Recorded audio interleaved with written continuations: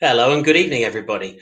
My name's Paul Burke, and I write about books for Crime Time, the European Literature Network, and MB Magazine. We're here tonight for the launch of Turncoat, Anthony J Quinn's new book. Congratulations on that, Anthony. Thank you, Paul.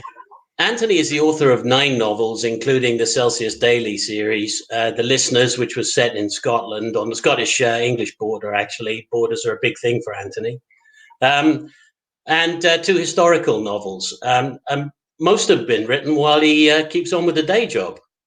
Anthony is a journalist, in fact, and he lives with his family in County Tyrone. And his work has been described as original, lyrical, melancholic, atmospheric, and unflinching. I'd agree with all of that, by the way. Anthony is one of the finest modern Northern Ireland writers. And if that sounds a bit niche, it's not. There's a superb cabal of writers from that part of the world, and they're all writing cutting-edge fiction. So welcome, everybody, to this. Just one little thing before we start. There's an Ask a Questions box at the bottom of the page. Somebody's just actually put a question in there, in fact. So if you want to ask a question, please do that. When I finish with my questions, we'll make sure we've got a bit of time left to ask the questions that people want answered for themselves. I can see there's a lot of congratulations and good luck going on here, Anthony, on the side. So Turncoat is a standalone set. Well, it's a standalone featuring a metaphysical detective, and it's a pilgrimage to a holy retreat on Loch Derg in Donegal. And if you just start by telling us a little bit about Turncoat, and then I believe you have a reading you wanted to do, which would introduce this topic brilliantly for us. Yes, thanks very much, Paul, for a lovely introduction. And if I could see everybody who's attending tonight, I'd probably be blushing at this moment in time. It feels quite strange to be doing an event where you're kind of looking at your own face rather than at the faces of the audience. You kind of rely, whenever you're doing these kind of events, for kind of feedback from the audience. So, you know, if the audience is kind of frowning, if people are yawning, that is usually a sign that you need to change the topic, you know, and if they're making hangman's nooses signs and shaking their fists, then you really do have to change the topic at that point. So if anybody is feeling quite bored or wants the topic changed, just put up a wee message or flag us in some way. So Turncoat is my 9th novel, and it's the first novel that I've written that was actually set during the Troubles.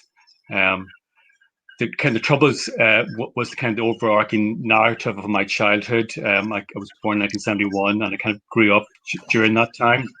And the kind of big challenge whenever you're going to write it is to write about what you know. And for those of us that are born in Northern Ireland, writing about the Troubles is an incredibly big challenge. It's how do you write about that topic in a way that will kind of enthrall and interest readers? Most of us don't want to go back or even contemplate those kind of times. So my kind of challenge was trying to write about that time in an entertaining, enthralling way. And by entertaining, I don't mean exploitative in any way. I mean kind of how do you entertain people with ideas and insights? How do you keep it emotionally resonant? How do you transport people and give people a bit of escapism? Because I think that's the most crucial thing about fiction, about writing, is trying to kind of transport people. So I kind of thought to myself, right, I've been writing crime novels, and that kind of felt safe in a way. Crime novels were set kind of post-ceasefire, and they felt safe for the reader and for me because they followed a set of conventions. We had kind of a traditional detective who, you know, he was a kind of the middle-aged, kind of depressive insomniac detective that we all know well, who has solved countless mysteries before. So that kind of figure gave me a kind of a sense of reassurance, and also the reader. So for this book Turncoat, I thought that I should try to be a little bit less safe. And I kind of arrived at the idea of the metaphysical detective novel, partially because there hasn't been a metaphysical detective novel written about the Troubles.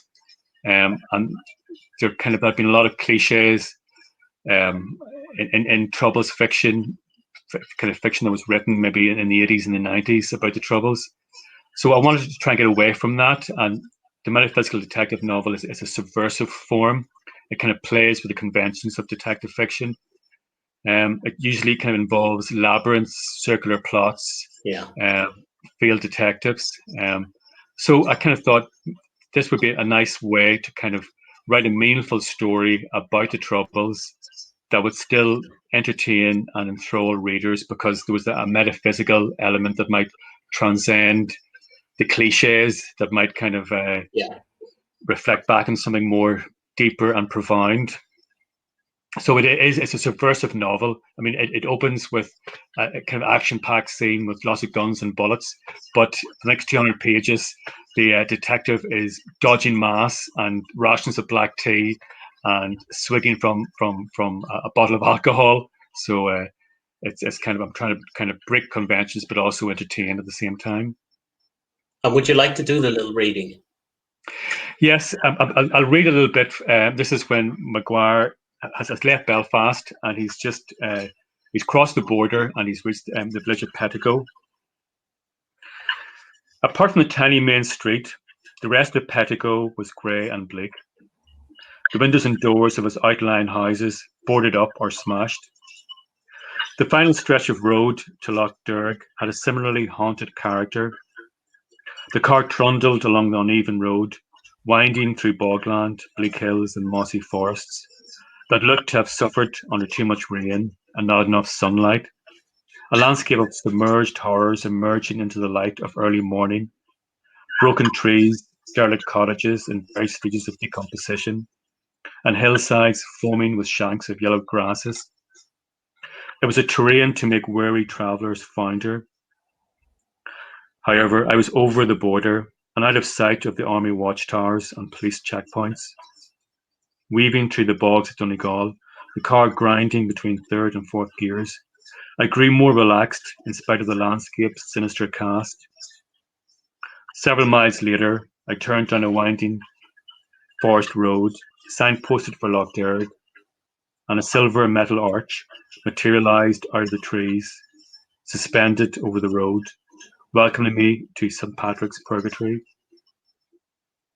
There were no other vehicles in a car park next to the jetty. I got out and checked the times for the boat journeys to the island. I looked up, aware of a light hovering over the loch. It was raining across the water. The landscape's dripping mood of hostility was evaporating. The rain cleared slightly, and I got an exquisite view of Stationed Island, its churches and buildings emerging into view like the relics of a long, thin, ecclesiastical city, half submerged, half floating on the water, surrounded by spirals of mist and the gloomy shoreline of pine forest. What struck me most of all was the silence and the light brimming in the air. Even the drops of rain seemed brighter, bigger, and more transparent than the rain in Belfast. The mist cleared further, and I stared at the island, its reflections lapping along the rocky shore, until my eyes grew tired and the pitch black water began to play tricks on my imagination. The difference between land and water dissolved, and I was filled with the sensation of light descending into a dark hole in the world. I was now staring into an interior landscape trapped beneath glass, one made visible to me in extravagant detail, another tear in the labyrinth. The goose pimples tightened on my arms and shoulders, warning me that my world had been a shadowy illusion, and I was heading to an island where people might swap places with their wardrobe doubles and mysterious transformations occur. So hopefully that gives people an idea of It does. I think, well, one of the things that comes across is that you've got the language and the mood of the book comes across in that piece there.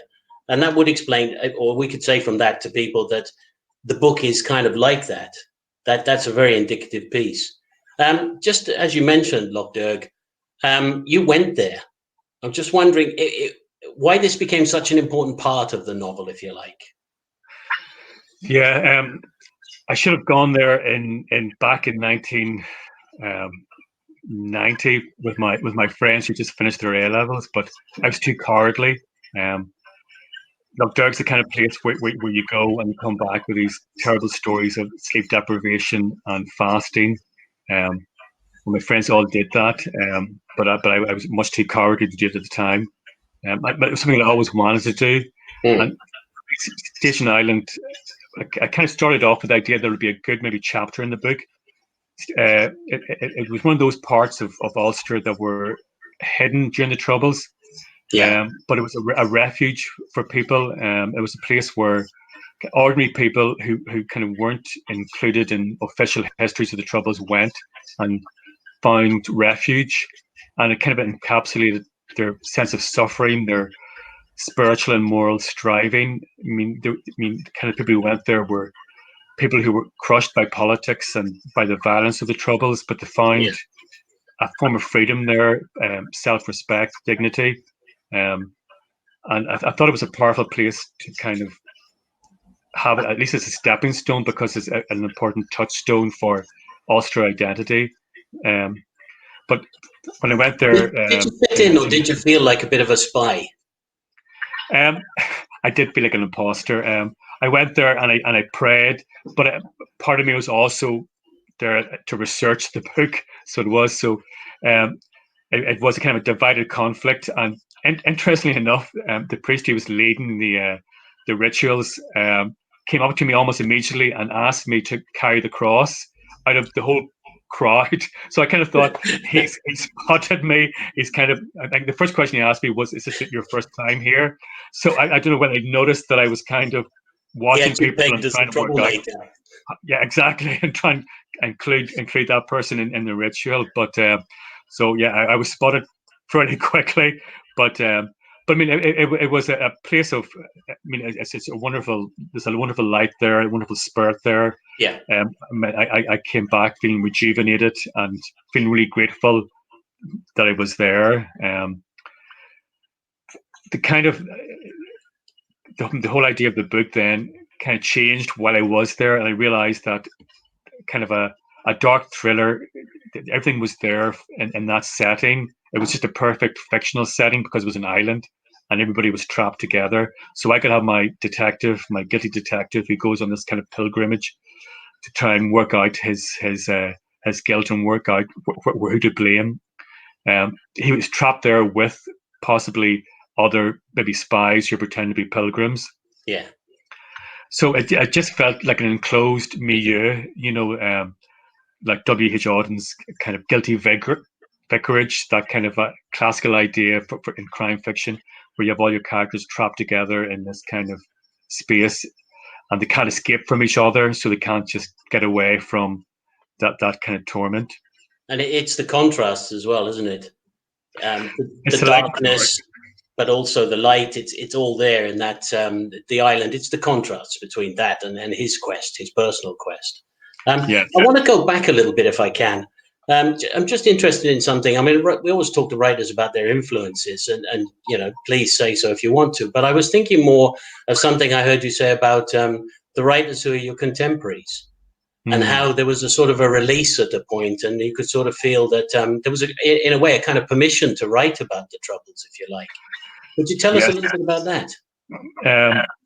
Because for somebody who's grown up during the Troubles, you couldn't write about what you knew. I mean, that was kind of dangerous. So that kind of old adage that to be original, you write from your own original experience, was kind of beyond the possibilities of writers. When you had people like Colin Bateman, Stuart Neville, Brian McGilloway, Adrian McGinty writing these kind of thrilling detective novels, that kind of gave me permission to write about the Troubles. And there was suddenly a distance from that time. I mean, even during the ceasefire in the early 2000s, there was almost this kind of superstitious belief that by writing about the past might kind of bring about a return to the past. So those kind of writers kicked away those inhibitions and made it, they kind of cut that path, especially a path in kind of commercial fiction in the across the UK and in America, that made it easier to write about those kind of things. But to be completely honest, and at the back of my mind when I was reading and really enjoying those books, I kind of thought to myself that for me, as a person growing up in mid-Ulster, those stories didn't do justice to the people and the landscape that I grew up in, and that I thought, while really admiring those books, that I could write something that would be authentic and that would reflect a little bit about that landscape. The first book that I actually wrote was set around Loch, and it was just all about landscape, because landscapes always fascinated me. And as you've already said earlier, is that there's a lot of landscape in this novel. But after about 40,000 words of writing this book, I realized that it was just about mud and rain and nothing else. And I realized this book would never be published because it was just about the weather. So I decided at that point, what if I killed off the character in the first chapter and made the next character in chapter 2 a detective and turned it into a crime novel? And suddenly the novel kind of took off, and that's how Celsius Daily came to be born. That's how Celsius Daily was born. He was born at that moment when I decided to make him the detective character. Do you guys feed off each other? Do you up each other's game, if you like? We do up each other's game, and I am so conscious that now I can't read their work because I don't want to be influenced even in a negative sense. So say if Aidan McGinty or Brian writes a story involving travelers, that if I read that book, then I can't write a pure book about the travels because I'm trying to react to their book about it. So unfortunately now I have to kind of ignore their novels, although I kind of eavesdrop on what they're doing and keep in touch. But it's a wonderful bunch of writers to be kind of bracketed with, and as you say, we kind of all up our game hopefully, and try to kind of keep moving away from the cliches about the troubles and write about it in a kind of meaningful way. Okay. When I ask writers about whether they write social critique, and people say, no, I write to entertain. And I just take it for granted that people do write to entertain, and you wouldn't sell many books if you didn't. But there's something about, I think you had a lot of what they call sort of troubles trash, was, the novels through to the 90s. And it really, for me, I think anyway, it changed with the peace process. You had Chris Pettit with The Psalm Killer, and then you had Colin Bateman and Owen McNamee and a few others who really changed the game up. And of course, the writers you mentioned yourself then changed it again, sort of 10 years later, when people were starting to get comfortable with the idea of the peace process, and then seeing that you could write about the past. And I suppose my question is, it's impossible to write in Northern Ireland without writing about the Troubles in a way, isn't it? It's sort of it's embedded in the people. And so basically, is this a way of making sense of the past? Yes, it's a good point. I mean, I'm kind of having Seamus Heaney's kind of words ringing in my ear, and he kind of advised writers and poets not to write about the Troubles. But Seamus grew up in the 50s and 60s, and he didn't grow up during the Troubles. I mean, it wasn't part of his life. It wasn't part of his childhood narrative. Yeah. And you really, I mean, if you're going to write about something and you want to be original, you have to write about what you know, and that challenge is to write about the Troubles, and it is. I mean, it involves your own landscape, involves your family, your neighbours, even. I mean, I live in the parish that I grew up in, and I was a journalist before I became a writer. And there's something about being a journalist and a writer in a kind of parochial parish. People come to you with stories all the time, and usually they're about the Troubles, and usually they're really, really intense, personal stories that are really difficult to write about. Stories that you kind of shy away with. Sometimes somebody comes to your door with a story that's really, really profound and changes your whole view of the landscape. I remember being interviewed on RTE Arena, and it was a live interview, and the interviewer asked me, you're writing about the Troubles, you're writing about the border. Are you never afraid of people who were involved in the Troubles coming to your door and saying, hold on, stop what you're doing and whatever. I mean, the truth is that people do come to my door, but they come with stories. They don't come with any kind of agenda. They come with their own stories, and that's what's really interesting. And as I said, sometimes those stories really inspire you. Yeah, it's something quite similar, actually, but on the same point. When we talk about the Troubles, is there a kind of psychopathy of the Troubles, if you like? The terrorism and the occupation, the psychological effect it has on the community. Is it true? You worked as a mental health worker for a while, didn't you? And yeah. Did you get close to people and their problems in that as well? I did. I kind of had a view of personal hell in a way, because people who had been involved in violence and have been caught up in it. And I mean, I don't cast any judgment upon decisions people made, and right. Some people made very tough decisions while they were very young and impulsive. But those decisions kind of overshadowed their entire lives, and they were they ended up as clients of mine. And I kind of saw that you kind of create your own heaven and hell in life. And if you experience violence and you commit a violent act, it's really difficult in your later life to be able to relax and to enjoy your grandchildren, to enjoy life. And I kind of really saw the kind of the aftermath of that violence, of the Troubles on people who kind of made decisions that they may look back on now as decisions in maturity that they might change. It's just a very complex, murky kind of subject, and for me, writing Turncoat and using the metaphysical kind of form, this kind of subversive form that kind of deals with kind of dark, anxious investigations and has the detective kind of overwhelmed with guilt. That really was how everybody felt during the Troubles, that we all were implicated. We all felt, that we were to blame in a way. And I wanted to kind of immerse the reader in that kind of total sense of guilt and fear that was part of that time, but also do it in kind of an uplifting way that didn't overwhelm. Yeah. I mean, in a sense, like something else you said about giving people back their individuality. I mean, does that fit with what we're talking about here, really? That there's, I don't know, the sort of a view that people have of Northern Ireland, and that's not the people of Northern Ireland. It's not the reality, and it doesn't take into account how ordinary people live. It's just a way of seeing it, and it's part of your fiction giving that back to people.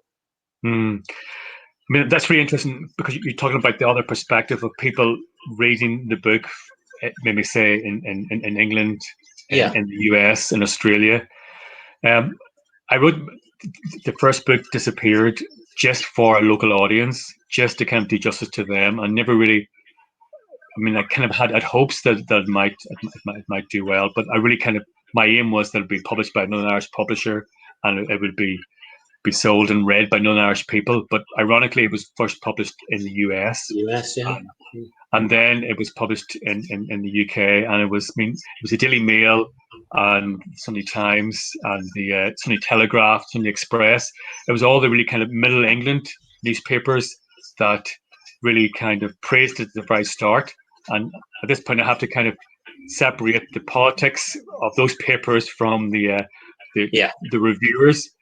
But because the fact that it was a crime novel, it made it universal. And what I've always tried to do in my fiction is universalize the kind of the experience of the Troubles, to kind of not focus on the kind of the actual events, but to try to get closer to the emotional truth of the time. Yeah. And there's something about crime fiction and about fiction in general that is a lie. I mean, I'm not pretending to write the truth. Politicians, historians might have claims to the truth, but as a fiction writer, I don't. But hopefully I'll get closer to the emotional truth, to that kind of lived experience. Which is more truthful when it comes down to it at the end of the day, because that's what we can all connect with as readers. I won't dwell on this for too long, but I'm just wondering a little bit, perhaps even on a more positive note. We're getting to the stage now where we've got a generation who, well, your own children, if I might say, who are growing up post Troubles. Is that changing the attitudes? You know, are they weighed down the same way that people who went through the Troubles are, if you like? Or are we talking about a more pleasant time?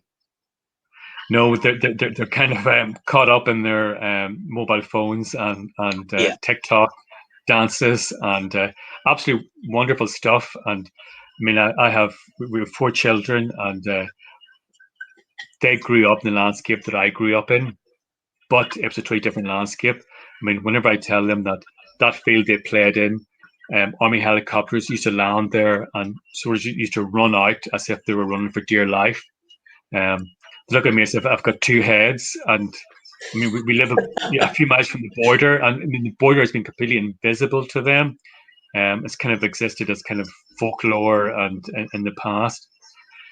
They live in a much more positive world, and that's absolutely wonderful to see. But for people like me and for my generation, it's almost dislocating. I remember going to the school that my eldest daughters are at, and it was a school that I went to, St. Paul's Academy in Dungannon.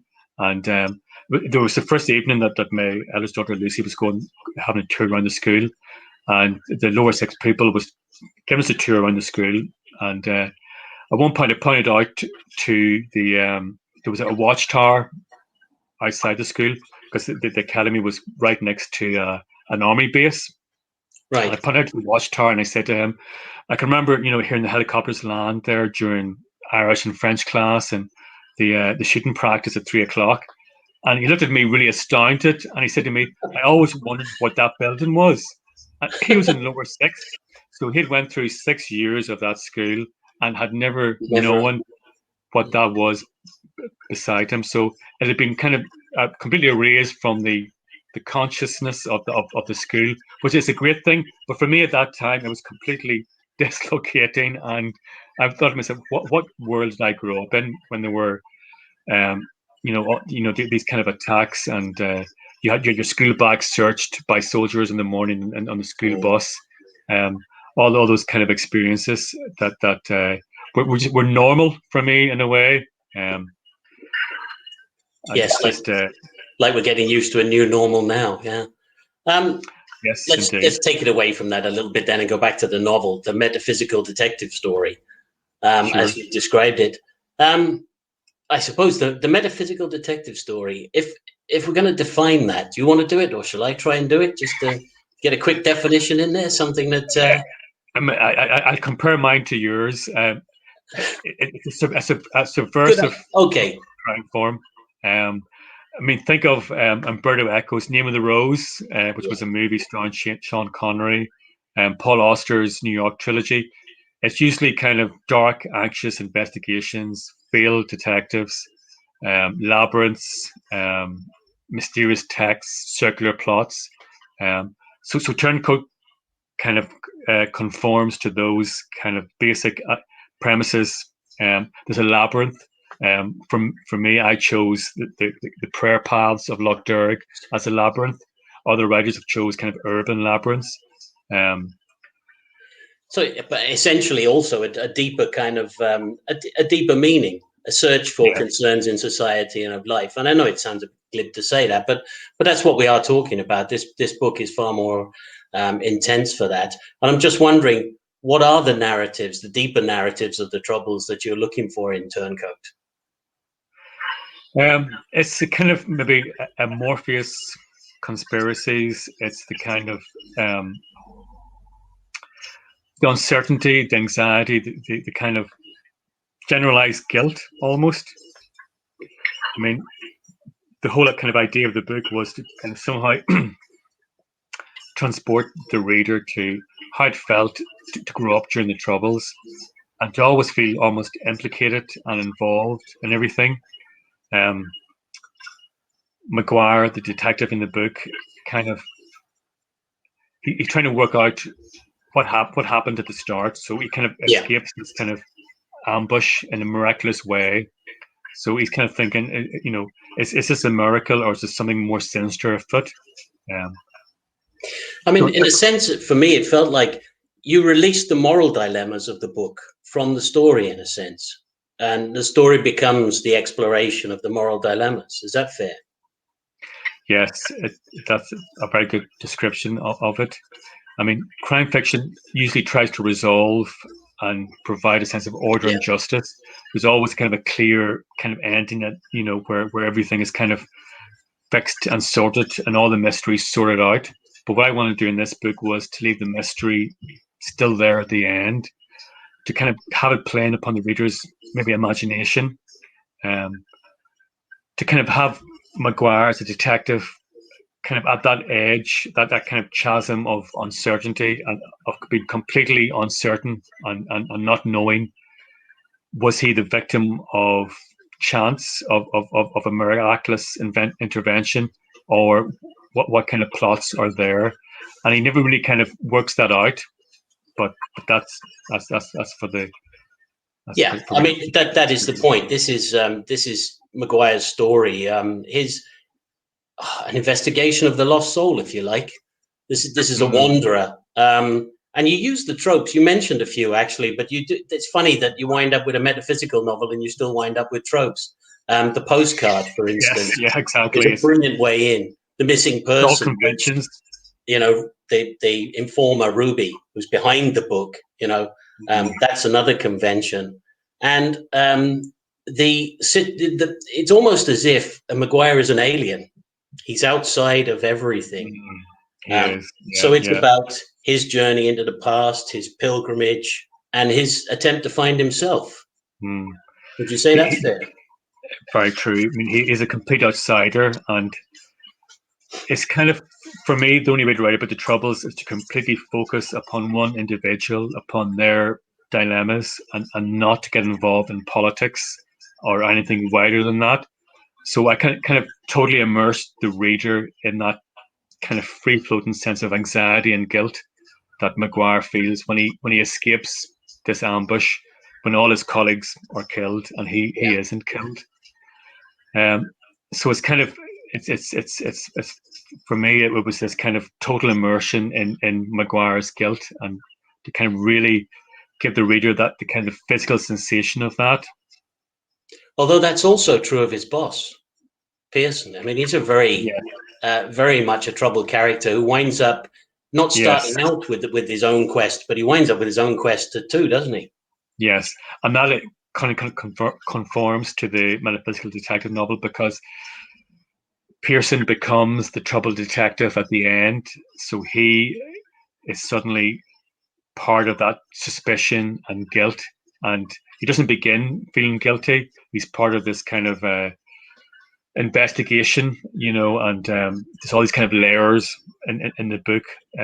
It's not just Maguire's own sense of guilt, but there's kind of that kind of investigation and the sense of other forces working, and Pearson becomes kind of this idea of another detective. So the kind of the book is like kind of this mirror kind of to infinity of troubled detectives, one after the other, each one of them kind of being infected by the other and experiencing guilt and anxiety about their involvement and their culpability. Yeah, I see that. If I move on to a couple of things which I think are crucial to, borders and landscape. Borders, first of all. If we take it that, you're writing, I mean, I think in a way all Northern Ireland writing is about borders. It can't not be. But of course, it's much closer for you. You're there. But just in a general term to start with, why is a border such a sexy sort of topic for a crime novel? It's and we think of the American-Mexican border, for instance. But it's a great place to dive into. It's edgy. It's kind of, I mean, the border in Northern Ireland, I mean, it was kind of a psychological border. I mean, whenever I was growing up, and we would escape over the border probably in July, and it felt like you were escaping into a new terrain. It was like Steve McCain in The Great Escape when he gets through the barbed wire and his motorbike, and you were there and you were beyond the paramilitaries and the soldiers, the checkpoints, and you were in this kind of golden kind of landscape of the south. So the border, I mean, that I live close to has always been a really important part of my upbringing and my parents and my grandparents as well. I mean, my grandfather, John Daly, he was a child when the border first was imposed, and it must have fallen on their heads out of the sky. In the same way that post-Brexit, the border has fallen on our heads again, and suddenly my own children are now suddenly aware that we would kind of maybe canoe or cycle or take a jog, and I said to them, that bridge there that's covered in barbed wire and bushes and blocked off, that's actually the border to a new country. And right now it's like it's the border between the European Union and not the European Union. So I mean, it's always been in the kind of in the landscape, and for my grandfather, it was imposed upon them, and in some that ways must have been a very strange thing. You know, something I saw you say in an interview, you said about it kind of encourages a spirit of rebellion. And it yes, does. And I don't but mean that in any kind of revolutionary way, but I just mean, you know, just the it's in existence a of the small border scale. suddenly there. In a small scale, it does, because it imposes rules, it imposes bureaucracies, it makes people feel like outlaws if you transgress that border, and people kind of respond to that. And also from my grandfather's generation, they had to make a living out of the land, and they had to somehow scrape some kind of survival out of the land, and smuggling on a small scale, crossing the border and getting tea, getting you know, bacon, getting different kind of products that were cheaper over the border and smuggling them over to the other side. What was kind of an important part of just subsistence living in a way. But the kind of thing about the border was that it kind of left kind of my population, my kind of tribe, untethered. I mean, we didn't feel that we belonged to the south or to the north. Mm. We didn't have a civic sense of responsibility. It kind of encouraged kind of law breaking. It kind of encouraged trying to get one over the authorities, and that's the kind of the damaging effect of it.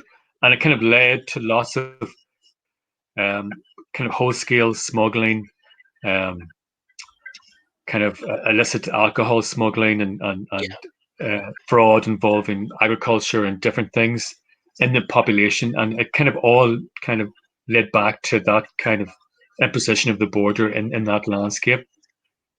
Which I think is something you capture in the novel. And that's a point where I was a little bit unsure how to handle the sort of border landscape thing, because it's one story rather than two stories in a sense, but I wanted to try and break it down a bit. And if we look at landscape, I mean, it's often said that authors write the landscape as a character. But this novel, it's not a character. It's the be all and end all. It infuses everything in a novel, if you like. And I get the sense of that comes from your understanding of what the land is, the landscape. Could you just tell us a little bit about that, please? Yeah, I mean, for me, landscape is plot. It's not just character. It's much more than that. I kind of begin every scene with the landscape. I mean, as I kind of alluded to earlier, landscape writing was really what I wanted to do in fiction, and the whole kind of everything else is kind of an exploration of the moods and the themes in that landscape. I was one of those kind of children that grew up transfixed by a tree caught in a certain light. Those kind of almost border moments in the landscape where kind of the rain suddenly breaks out, fog settles down. Those kind of moments where you feel transported. And for years, I tried to work out what was it about those kind of views of the landscape that almost spiritual to me. I think if you know a landscape really well, if you're completely immersed in it, and that landscape suddenly changes, and the landscape of Ulster is so fickle in terms of the weather and also in terms of the terrain, and that landscape that you're really closely connected to suddenly is transformed by the weather, then you feel transformed in yourself.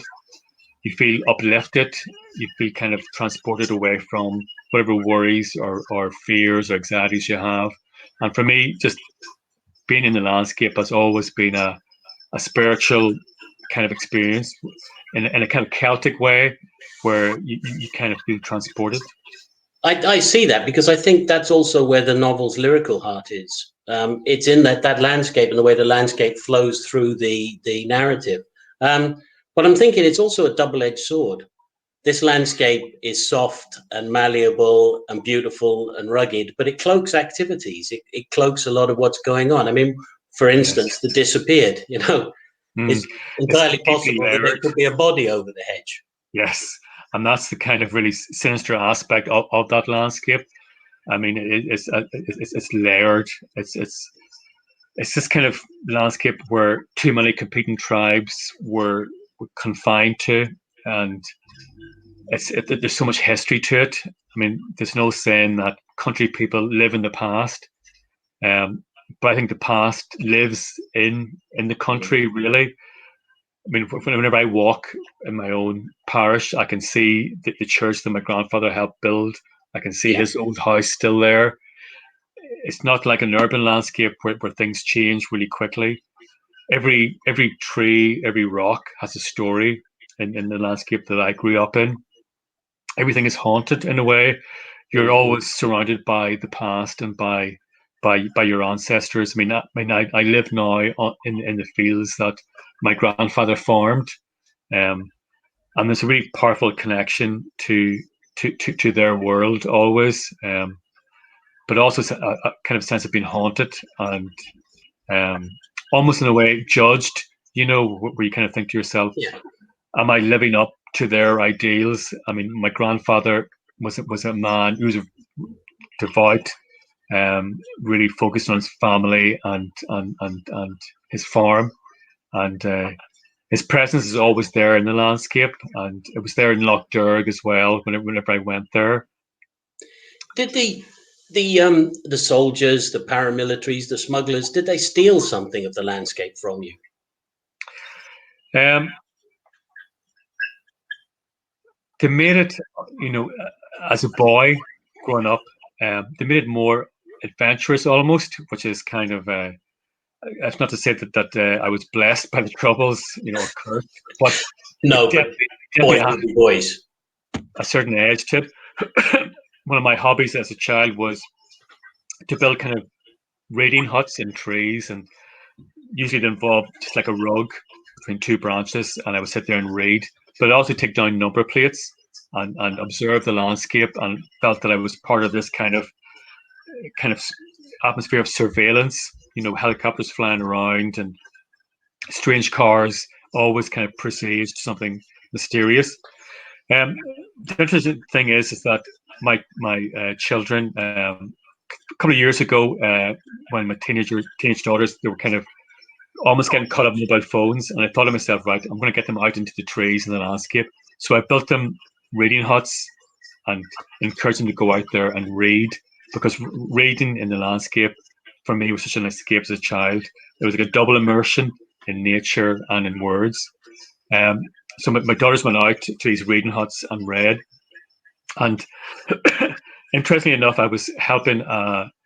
He was a retired police chief inspector, and he was writing a crime novel. So he'd come to my house, and he was looking at a wee bit of assistance with that book. And after he left, I emailed him and said, "You do realise that when you came to our house, your card number plate was taken down, the car make, everything was observed and recorded, and I think it was quite anxious in terms of response. But I explained to him that my daughters, unbeknown to me, had actually started to kind of almost absorb that surveillance in the landscape, and they had started taking down number plates of every car that it went by their reading huts. And because they're girls, they did it in a much more methodical and efficient way than I did. They had these kind of collated graphs with number plates, cars. Right. But I think it's something about a landscape and genes, this kind of epigenetics, where kind of trauma, surveillance, watchfulness is passed down. And I'd never told my daughters that I'd sat in trees taking down number plates. Somehow they'd unconsciously followed that same Absorb that path. somehow, yeah.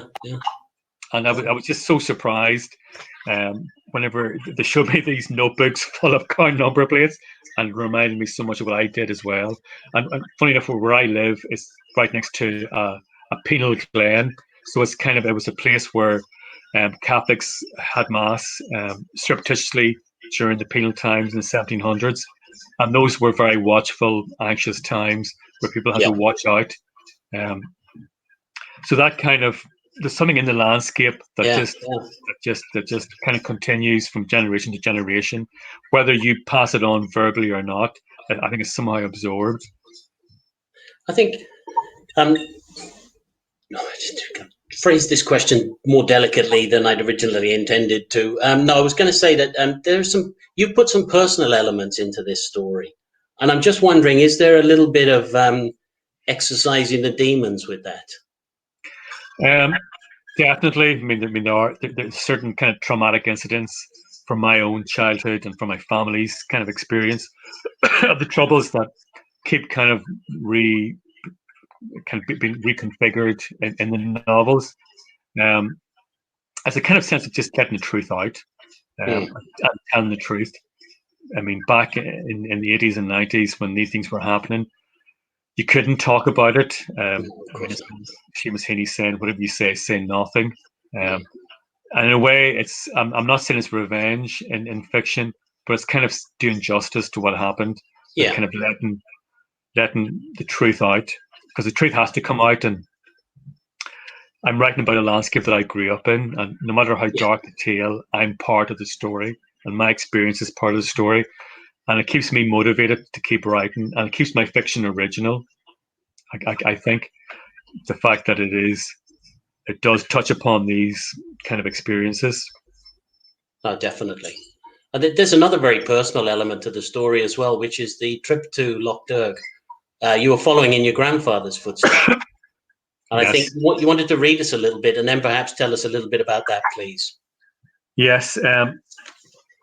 It's important to say that the book is mostly written in the first-person narrator. But when I'm talking about when Maguire talks about his grandfather and his mother, I'm not talking about my grandfather and my mother. Although some people have said to me that Maguire's mother behaved in just the exact same way my mother would behave, and I've said to them, "But that wasn't my mother," and they said, "But it really was what she would do." Anyway. So I'm going to read a wee bit just about my my grandfather's experience. So this is Maguire. He's caught up in the riches of Loch Derg. All around me were people from the border counties of Ulster. I could hear it in their accents as they prayed. I saw it in their dull-eyed presence. Men and women who had driven on back roads all their lives, afraid of the police and the paramilitaries, afraid of the border itself, and had been ripped off or even bankrupted by the economic vagaries it imposed, afraid of strangers in parked cars and the mysterious clicks on their phones, which suggested a constant listening presence.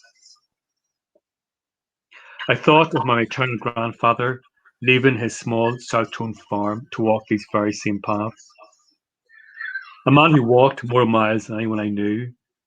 A man preoccupied with his potato crop, the rosary, and his turf fire, who came here every June in a bout of spiritual adventure after dusting his potato plants against the blight, and secretly blessing with holy water their tender young leaves and flowers.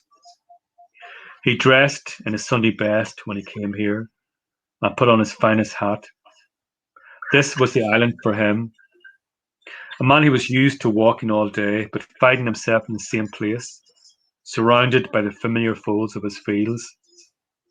A man who would not have been upset by hunger or tiredness or the fierce monotony of prayer.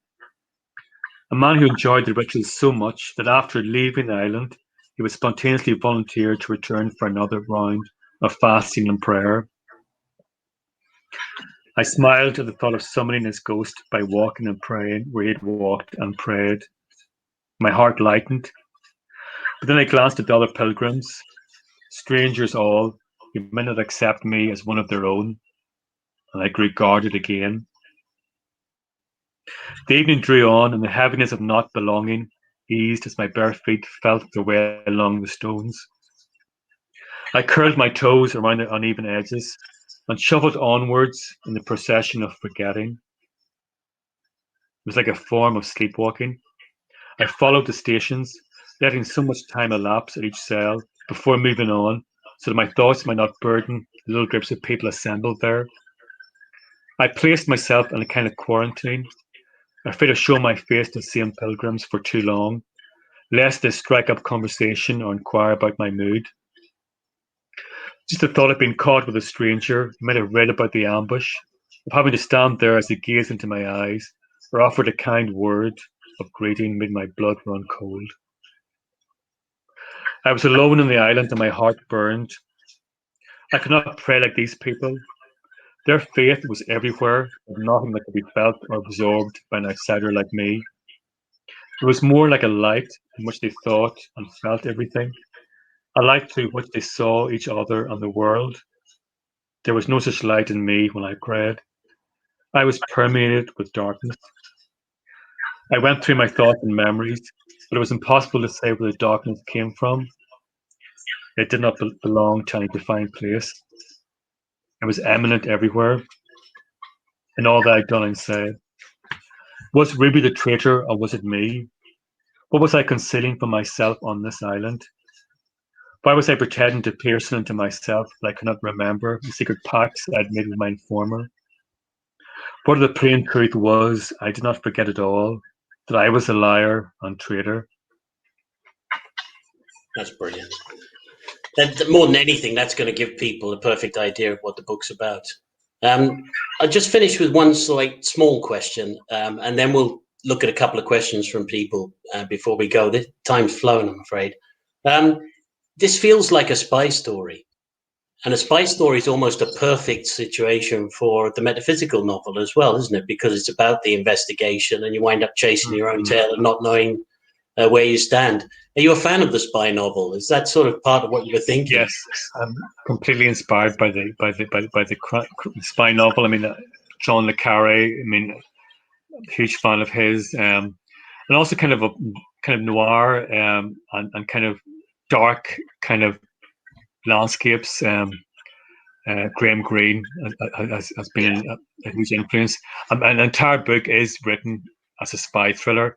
It kind of conforms to all the conventions, and it can be read, by audiences who don't know anything about the Troubles or the Ulster landscape, just as a spy thriller. And that, for me, it was kind of important to kind of have that kind of edge to it that would be entertaining in that sense, that would be enthralling to read, and that hopefully I could slip in the metaphysical landscape, the kind of touching upon the light in Loch Derg and all those other things that kind of will make a meaningful story for people as well. So I'm kind of running with the kind of the hounds of metaphysical crime fiction while still hiding with the foxes, of commercial crime fiction, of trying to kind of balance both worlds. So hopefully it'll be enjoyed by from the readers. comments we've got coming in. You've definitely intrigued people with that. Okay, we'll go to the questions we've got from the audience. There's one about metaphysical aspects of the book, or how it manifests in the book, from Sharon Dempsey, and I think we've answered that. So I hope Sharon is happy if we pass on. So we have one from Paul Whittington. It says, do you map out the story completely before you start writing, or does it take you on a journey as you write? Like a lot of crime writers, I have no idea how the book's going to end. And with Turncoat, I kind of had the fixed idea that there's going to be kind of circular plot, but everything happened organically. I write every day. I write at least a page. The thing is, you don't write the book you want to write. You write the book that's in you, that kind of emerges out of you organically over time, day by day. And you kind of follow your instincts as a reader. You kind of get really involved, interested by a certain character, by a mood, by a landscape, and you follow that instinct. And it's better that way, because you're not leaving false red herrings for the reader, because you don't know what is going to happen in the book. So if you don't know, then hopefully the reader won't know either, and that it'll be an enjoyable story, and it keeps it interesting and entertaining for you. I mean, that's why writing is addictive. I mean, I've written really every day for the last 12 years. In some ways, writing is like an addiction that's all hangover, because it's all kind of, it's tough, it's difficult. There isn't really that kind of bit at the start where you're having lots of fun and then you pay for it. Maybe at the end, whenever you send the book off to the publisher, there's an afternoon of relief, and then it's back to it. And then it's back to the next book. I mean, I've always started the next book the next day after I've finished the book that I'm working on. So it's you enjoy it as a reader, because that first version you write it as a reader. You go back to it and you rewrite it for your readers, but it's like you go back into the labyrinth and you kind of cut out all the dead ends, and you try to make it a really interesting journey for the reader through this landscape that you've mapped out. But I have to say, Turncoat was the darkest book that I've written, really. Hopefully the most uplifting in a way as well, because I've really worked really hard at focusing on the light of Loch Derg and the metaphysical poetry and imagery. So the antidote's there and the poison is there all together. That the landscape will help uplift readers. But it was a book that was really, I kind of immersed myself totally in that kind of unease and uncertainty, and hopefully it'll be kind of really palpable for readers. Here's an interesting one. Given the location, austere setting, an island within an island, were you not tempted to go down the traditional locked-in murder mystery route? That's Joe Morgan. That's a very good question, isn't it? Yes. Well, I mean, in a way, an island is a locked room, and Maguire is trapped there. Well, I'm not going to spoil the plot, and no, don't spoil it. No. Well, if I start talking about how I kind of played with the theme of the locked room mystery in the book, I'll encourage people to read the book and pick up on the locked room mystery trope that's there in the island. Fair enough. We've nearly come to the end. I think we have to go now. Just to say, well, first of all, a word from our sponsors. I was told to say that actually there's a Black Friday sale on for No Exit Press titles at the moment, including Turncoat, and this book is available half price. So it's well worth people taking a look at the No Exit Press site for the book. Anthony, it's a fantastic book, brilliant, and I'm just Thank you, Paul. Congratulations, and I hope that everything goes brilliantly with this out. But I think we'll have to leave it at that. Thank you very much for a really entertaining interview, and thank you for everybody for listening. Great, thank you, Paul, for wonderful questions, and I hope readers out there enjoy the guilty pilgrimage to Loch Derg. I think they will. Thank you very much. Thanks, Paul. All the best. Cheerio. Cheerio.